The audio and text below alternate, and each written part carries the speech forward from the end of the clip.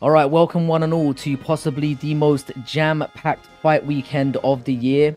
We still have Davis and Garcia to come in the boxing. We've got Stotts and Mix to still get it on over at Bellator.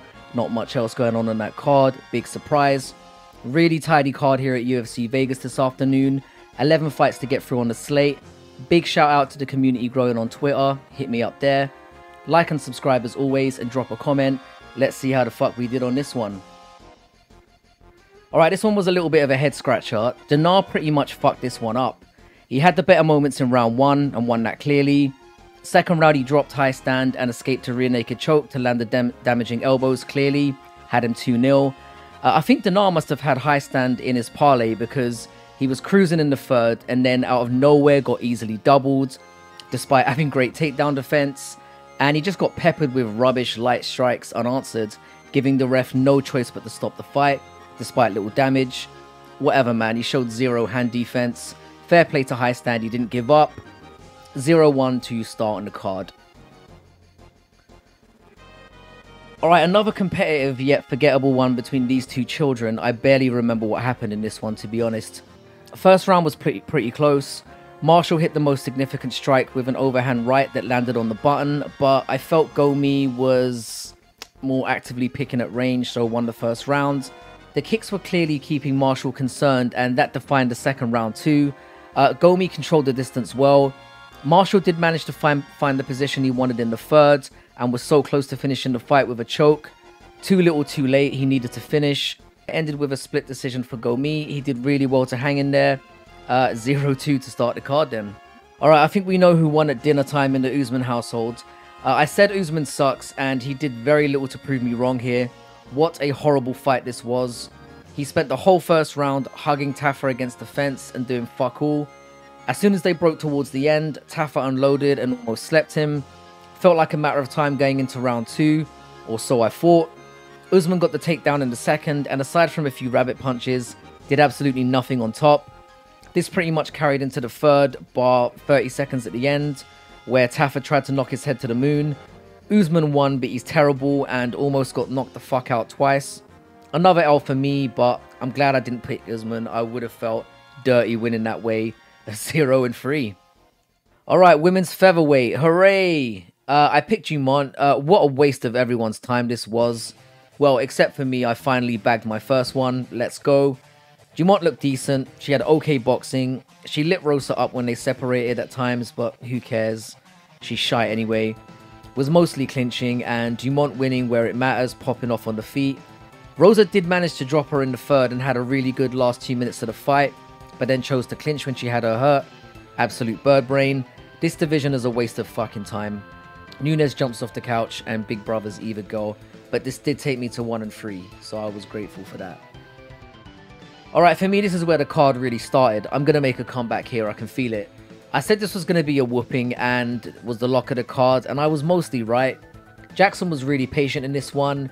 A little time spent on bottom where he was in danger of getting his arm latched had me a little bit concerned for a moment.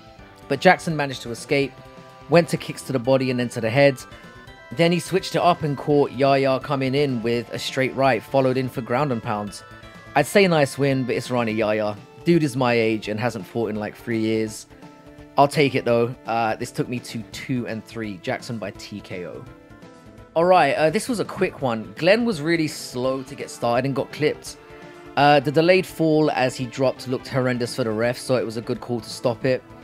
Not much else to say. Giagos got the TKO.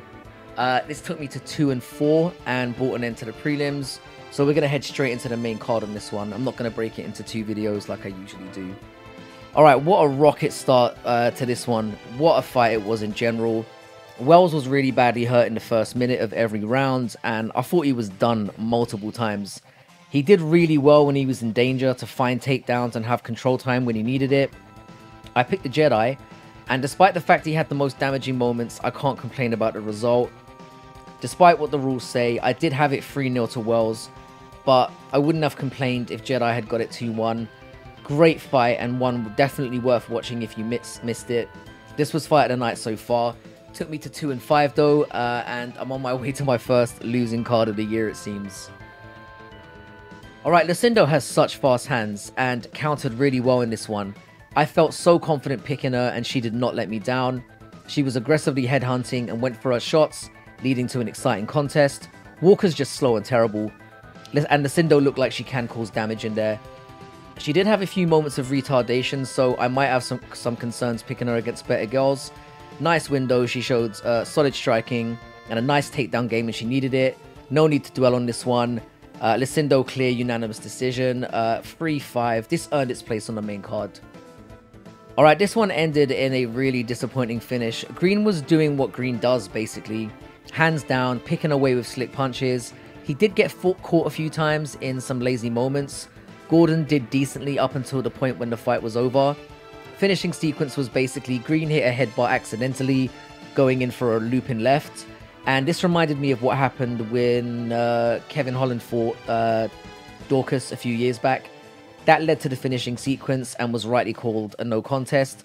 Green had no idea when he was celebrating, and that was pretty cringy to watch. Shame for Green. I think he was starting to get control. It is what it is. Gordon didn't deserve to lose that way anyway. But yeah, this was a no contest, so I remained at 3-5. I do hope to see Green at least one more time. I hope he doesn't end his career on a no contest. That would be a shame. Alright, I went against everyone and I picked Silva. I wasn't too confident on this one, I'll be real. Tavarez did start this one out pretty nicely. He was landing the cleaner strikes. He was getting nice reads and finding his way around the guard. Midway point of the round, both men decided to just stand and crack, and Silva found a filthy overhand right, which sent Tavarez crashing to the ground.